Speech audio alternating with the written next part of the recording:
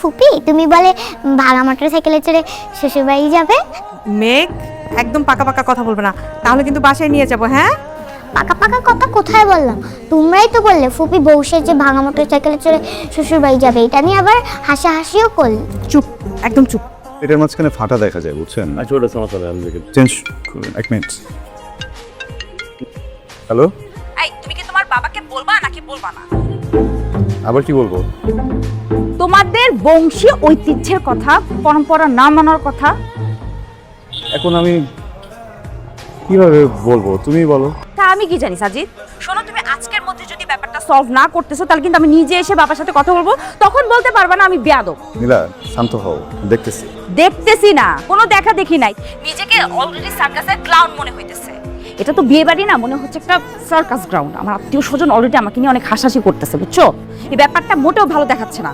তুমি আজকে যদি তোমার বাবার সাথে কথা বলে ব্যাপারটা সর্ট আউট না করতেছো তাহলে জীবনে কোনোদিন আমাকে ফোন করবে না। ওকে, বাই।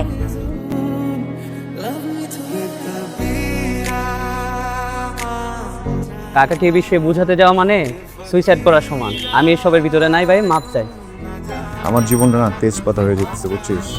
এই এক মুরব্বীর জন্য আমার জীবনটা সাদা কালো সিনেমা হয়ে যেতেছে ভাই। তুই আমাকে একটু হেল্প কর না ভাই, প্লিজ। আধুনিকতা শিখাইতে আসছো আমারে? আধুনিকতা? বংশীয় ঐতিহ্য রক্ষার চাইতে বড় আধুনিকতা আর কি আছে রে? আমার কথার এক চুল নড়চড় হবে না। মুরব্বিতে সরিয়ে এই বাড়িতে বৌমাকে তুমি নিয়ে আসবে। বাবা, আমি আসলে কোনো বাবা বাবা হবে না। বলো কি করো? কি করি না করি সেটা তোমার দরকার নাই, আসল কথা বলো। রাজি হয়নি, নিজের সিদ্ধান্তে অটুট আছেন এখনো। আমিও আমার সিদ্ধান্তে অটুট। ওই ময়মরূপবইতে চড়ে আমি কোথাও যেতে পারবো না, না মানে না। বাবা একদিকে তার বংশীয় মর্যাদা, ঐতিহ্য, পরম্পরা এসব নিয়ে পড়ে আছে, তুমি একদিকে তোমার জেদ নিয়ে পড়ে আছো। আমি মানুষটা কি করবো বলো তো? আমার দোষটা কোথায়? হ্যাঁ, তোমরা দুইটা মানুষ যে প্রত্যেক দিন আমাকে একটা করে নতুন কন্ডিশন দিচ্ছ, একটা করে শর্ত দিচ্ছ, এই শর্তের জন্য আমি মানুষটা যে মাঝখানে পড়ে পিষে যাচ্ছে, এটা কি তোমরা বুঝতেছো কেউ? আমার দোষটা কোথায় যে আমি বিয়ে করতে চাইছি? আমার দোষটা কোথায় যে আমি সংসারটা গোছাইতে চাইছি? আমার দোষটা কোথায় যে তোমাদের এই দুইটা মানুষকে আমি পাগলের মতো ভালোবাসি, তোমাদের দুইটা মানুষকে আমি পৃথিবী মনে করি? আমি কি করবো? আমি আমি আমি বুঝতেছি না নীলা। সবাই যদি যে মেনে চলে করো, আমি মানুষটা যাবো কোথায়? জাহান্নামে চৌরাস্তায় যাও। এটা যদি স্বাভাবিকভাবে হয় তাহলে হবে, আর তো বিয়ের দরকারই নাই। তুমি বিয়ে ভেঙে দিতে যাচ্ছ? হ্যাঁ, কি আমাকে ভালোবেসে আমাকে বিয়ে করতে চাইছো, নাকি একটা বিয়ে করতে হইতো এই জন্য একটা বিয়ে করতে চাইছো? তোমার সমস্যাটা কোথায়?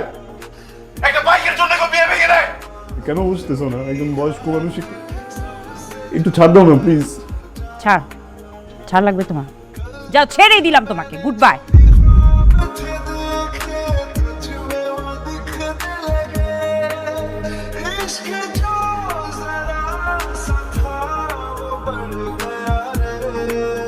আজকে থেকে আমার মেয়েটা আপনিই বাবা, আপনিই মা, আপনি ওদের অভিভাবক।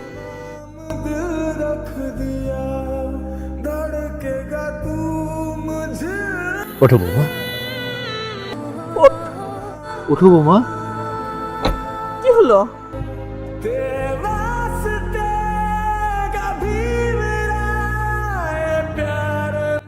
সব সময় শুনছি পৃথিবীর সব অভিভাবকরা একটা সময় সন্তান হয়ে যায়, আর সব সন্তানরা অভিভাবক। কোনো একদিন আমি তোমার বাবা হব, কিন্তু আজকে বুঝতে পারলাম আমার এই স্বপ্ন কোনোদিনই পূরণ হবে না। বাবা, ভালোবাসা খুব সুন্দর। একজন মানুষ যখন আরেকজন মানুষকে ভালোবেসে কিছু করে, ওই বিষয়টা খুব সুন্দর। তুমি কি একটাবার ভাবো নাই, তোমার ছেলে যখন জানতে পারবে তার বিয়ের জন্য, তার সুখের জন্য তারই বাবা নিজের জীবনের সব থেকে আনন্দের জায়গাটাকে স্যাক্রিফাইস করে দিয়ে সেটি শান্তিতে ওই সংসারটা করতে? আরে বাবা না, মুরব্বী, আমাদের পরিবারের ঐতিহ্য আমার কাছে অনেক গুরুত্বপূর্ণ। तुझको पुकारे तेरी परछाइयां कबीरा।